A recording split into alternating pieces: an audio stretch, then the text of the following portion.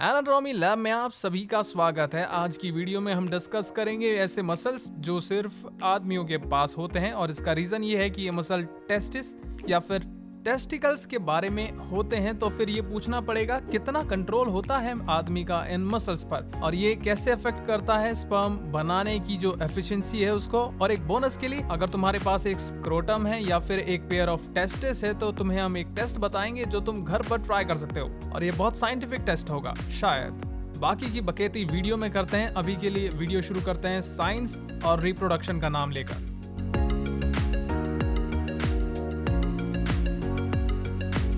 तो जब भी हम किसी नए एनाटॉमिकल स्ट्रक्चर के बारे में पढ़ाते हैं हम यूजुअली उसकी लोकेशन के बारे में बता के शुरू करते हैं, पर मुझे नहीं लगता कि इस बार मुझे वो बताने की जरूरत है क्योंकि ज्यादातर लोग जानते हैं। पर फिर भी इंसानियत के लिए और उन लोगों के लिए जिनके पास ये नहीं है, मुझे लगता है कि मुझे बता देना चाहिए कि ये कहाँ पर होता है और हम इसे एक कैडावर में देखने वाले हैं। तो मैं पहले ही वार्निंग दे रहा हूँ। अब ये डायसेक्शन जो यहाँ देख रहे हो तुम, ये स्क्रोटम और या स्क्रोटल सैक का राइट साइड है और ये स्किन का पाउच जो तुम यहाँ पर देख रहे हो इसी के अंदर टेस्टिस होता है। और एक और कूल चीज ये है कि तुम्हें ये कॉर्ड दिख रही होगी जो नीचे आ रही है, इसे स्पर्मेटिक कॉर्ड कहते हैं। इसके बारे में हम थोड़ी देर में बात करेंगे। ये स्पर्मेटिक कॉर्ड टेस्टिस या फिर टेस्टिस या टेस्टीज से अटैच्ड होती है जो स्क्रोटल टिश्यू के अंदर है। और हम ये भी कहते हैं कि स्क्रोटम पेनिस की रूट से अटैच्ड है और ये स्ट्रक्चर के पोस्टीरियर और इंफीरियर में है, मतलब पीछे और उसके नीचे है। लेकिन आखिर कितना नीचे है? जैसे तुम देख सकते हो यहाँ स्क्रोटम का बॉटम पार्ट है यानी कि निचला हिस्सा, और मैन यूजुअली इस बात के अच्छे से ध्यान रखते हैं कि ये डिस्टेंस दिन के डिफरेंट टाइम में बदलता रहे और ये सब हो रहा है एक मसल के फंक्शन के कारण। लेकिन इन मसल्स और उनके फंक्शन को समझने के लिए हमें ये समझना पड़ेगा कि आखिर ये आई कहाँ से हैं। तो जब तुम मोम के अंदर थे उस ककून ऑफ लव में, तब गोनेड्स यानी कि फीमेल की ओवरीज और मेल के टेस्टिस किडनी के पास डेवलप हो जाते हैं और जैसे जैसे तुम बड़े होते हो ये नीचे जाने लग जाते हैं और ये नीचे आते हैं एक पॉइंट तक इस बोनी वाले हिस्से तक और यहाँ बीच में आ जाते हैं एंटीरियर सुपीरियर इलियक स्पाइन नाम की इस जगह पर। इसी वजह से लोग इसे ASIS कहना पसंद करते हैं। कैडावर पर अगर मैं इसे दिखाऊं तो हम यहाँ देख सकते हैं ओवरीज बोलती हैं हम यही रह लेंगे, लेकिन टेस्टीज शायद टेस्टोस्टेरोन की वजह से बहुत ज्यादा तगड़े दिखाना चाहते हैं खुद को और वो कहते हैं कि नहीं, हम तो हर्निया की तरह इस एब्डोमिनल वॉल से बाहर निकलेंगे। और ये इस कैनाल के थ्रू, जिसे इंग्विनल कैनाल कहते हैं, इंग्विनल का मतलब हमारा जांग वाला हिस्सा होता है, और तुम इन कोड्स को देख सकते हो जो यहाँ से बाहर निकल रही हैं। ये एक तरीके का नेचुरल हर्निया है और जब ये स्किन में धकेली जाती हैं तो हम उस स्किन को स्क्रोटम कहते हैं। पर इस केस में ये एक अननेचुरल हर्निया है जिसे तुम हमारी हर्निया वाली वीडियो में देख सकते हो। लेकिन एक और चीज उन मसल्स के डेवलपमेंट के बारे में, क्या तुम कभी जिम गए हो और एब्डोमेन के साइड्स पर मसल को वर्कआउट किया है जिन्हें ओब्लिक्स कहते हैं? स्पेसिफिकली एक मसल की बात करूंगा जिन्हें इंटरनल ओब्लिक कहते हैं। अब मैं तुम्हें एक अलग डाइसेक्शन दिखाता हूँ। यहाँ एब्डोमिनल बॉडी वॉल की मसल वाली साइड दिख रही है, ये एक्सटर्नल ओब्लिक है, लेकिन अगर मैं इसे पलट देता हूँ तो तुम इंटरनल ओब्लिक देख सकते हो। अब आखिर क्या कनेक्शन है इंटरनल ओब्लिक का टेस्टिकल्स के मसल के डेवलपमेंट के साथ? वेल, अच्छी बात है कि तुमने पूछा है क्योंकि ये कमाल का है। जब टेस्टिस उस कैनाल से गुजर रहे होते हैं जो मैंने मेंशन की थी नीचे से, तो तुम इमेजिन कर सकते हो कि वो चीजें खींच रही हैं। टेस्टिस आर्टरीज और वेन्स को खींच रही हैं अपनी ब्लड सप्लाई के लिए और नर्व्स को खींच रही हैं अपनी सेंसेशन और मसल कंट्रोल के लिए, जिस पर हम बाद में बात करेंगे। और जब टेस्टिस इंटरनल ऑब्लिक के एज के थ्रू पास करती है तो वो कुछ इंटरनल ऑब्लिक मसल फाइबर्स को खींच लेती है, बेसिकली कुछ फाइबर्स चुरा लेती है और ये मसल का डेवलपमेंट होता है जिसको हम कहते हैं क्रेमास्टर मसल। मुझे पता है ये नाम थोड़ा इंटरेस्टिंग है, तुम्हारा दिमाग शायद इधर उधर जा रहा होगा, लेकिन क्रेमास्टर का मतलब बस ये होता है लटकना, जो मेरे हिसाब से एक काफी सही नाम है अगर हम इसकी एनाटॉमी देखें तो। बेशक अब हमें इस क्रेमास्टर मसल को देखना होगा, लेकिन मैं तुम्हें वार्निंग दे रहा हूँ, लोंडो गहरी सांस भरो। मैं स्क्रोटल सैक से टेस्टिस को निकालने वाला हूँ, तो चलो।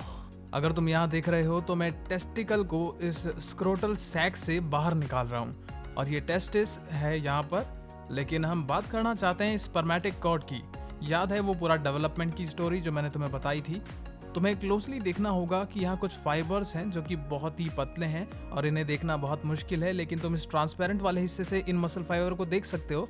और मैं इसे पलटता हूँ तो तुम कुछ यहाँ पर डार्क फाइबर्स देखते हैं, यहाँ पर और यहाँ पर, और यहाँ ये टेस्टिकल तक चले जाते हैं, और यही है क्रेमास्टर मसल। और इंटरेस्टिंग बात यह है कि अगर तुमने कभी एनाटॉमी की क्लास ली हो तो तुमने शायद सुना होगा कि अलग अलग टाइप के मसल टिश्यू होते हैं, skeletal muscle, smooth, cardiac muscle. Usually हम कहते हैं कि स्केलेटल मसल हमारे कंट्रोल में रहते हैं, जबकि स्मूथ मसल्स अपनी मर्जी से काम करते हैं। लेकिन अगर स्केलेटल मसल टिश्यू हमारे कंट्रोल में है तो क्रेमास्टर मसल भी तो इंटरनल ऑब्लिक से हमारे स्केलेटल मसल फाइबर्स को खींच कर लाए थे, तो इसका मतलब वो भी हमारे कंट्रोल में होगी ना। अब जब मैंने पहली बार इस मसल के बारे में पढ़ा था तो मेरे प्रोफेसर ने कहा था ये वही वाली मसल है जो बचपन में तुम्हारे कंचे ऊपर नीचे करती है।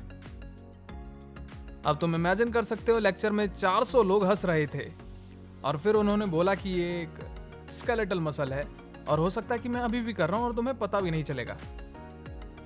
अब तुम शायद सोच रहे होगे क्या हमने ये मसल सिर्फ इसलिए डेवलप किया था ताकि आदमी अपने कंचे ऊपर नीचे कर सकता है? आंसर है नहीं। हाँ, ये एक स्केलेटल मसल है जिसमें हम अपनी मर्जी से कंट्रोल कर सकते हैं, लेकिन कुछ स्केलेटल मसल ऑटोमेटिकली या रिफ्लेक्सिबली ज़्यादा कंट्रोल में होते हैं, और ऐसा ही एक एग्जांपल डायफ्राम भी है। अब हाँ, तुम डायफ्राम को कंट्रोल कर सकते हो अपनी सांसें रोककर, पर ज़्यादातर समय ये ऑटोमेटिकली हो रहा होता है। सेम चीज़ इस मसल के साथ भी होती है, ज़्यादातर समय अपने आप ही काम करती है टेम्परेचर के हिसाब से।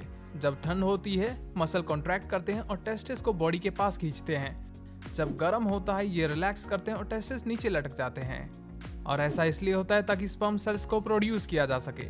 स्पर्म सेल्स बनाने के लिए एक आइडियल टेम्परेचर चाहिए होता है जो कि बॉडी से 2 से 3 डिग्री कम होना चाहिए, या फिर 3 से 5 फ़ारेनहाइट नीचे। और यही रीज़न है कि टेस्टिस बॉडी से बाहर क्यों निकल जाते हैं, या फिर जैसा मैंने बताया बाहर हर्निएट कर जाते हैं। लेकिन एक और मसल है जिसके बारे में हमें बात करनी होगी। अगले मसल पे आदमियों का कोई कंट्रोल नहीं होता क्योंकि ये एक स्मूथ मसल है। तुम बेशक बहस कर सकते हो कि शायद थोड़ा कंट्रोल कर सकते हैं, जैसे अगर तुम कोल्ड वाटर में जंप करते हो और उससे एंगेज करते हो, लेकिन तुम डायरेक्टली कंट्रोल नहीं कर सकते जैसे क्रेमास्टर मसल को कर सकते हो। अब ये डाइसेक्शन स्क्रोटम के दूसरी साइड का है और हमने इसे थोड़ा अलग तरीके से डाइसेक्ट किया है। तुम एक विंडो देख सकते हो जो हमने कट की है।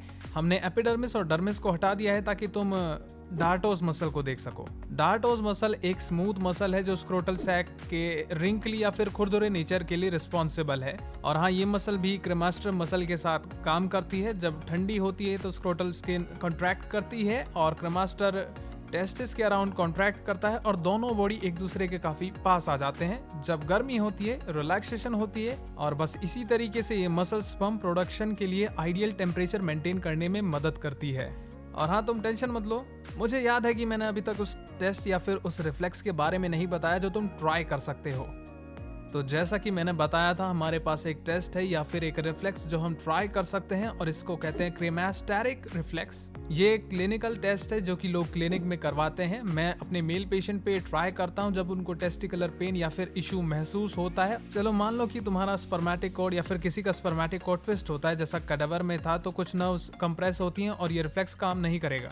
तो आखिर टेस्ट करें कैसे? तो तुम्हें कुछ ज्यादा नहीं करना, अपना हाथ ऐसे यहाँ से निकालना या सहलाना है या फिर स्लाइड करना है इस हिस्से में, और उसके बाद तुम्हारा एक रिफ्लेक्स आर्क स्टार्ट होगा जो कि तुम्हारी क्रेमास्टर मसल तक जाएगा। और जब तुमने अपना हाथ यहाँ से सहलाया तो तुम्हें एक कॉन्ट्रैक्शन फील होगा अपने टेस्टिकल के एरिया में, जिससे वो थोड़ा ऊपर आ जाएंगे।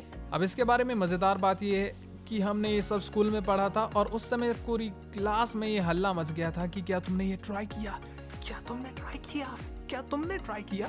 तो अगर तुम्हारे पास स्क्रोटम या टेस्टिस मतलब दोनों ही होने चाहिए तो तुम्हें परमिशन है इस एक्सपेरिमेंट को साइंस के नाम पर ट्राई करने की।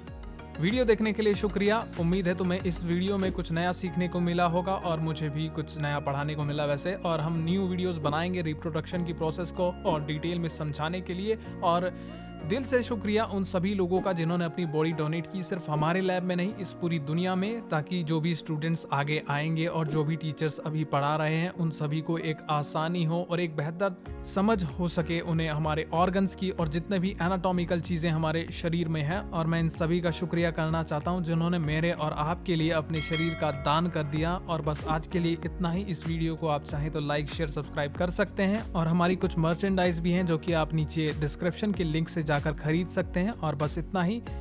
बस सेफली रिप्रोड्यूस कीजिए दोस्तों।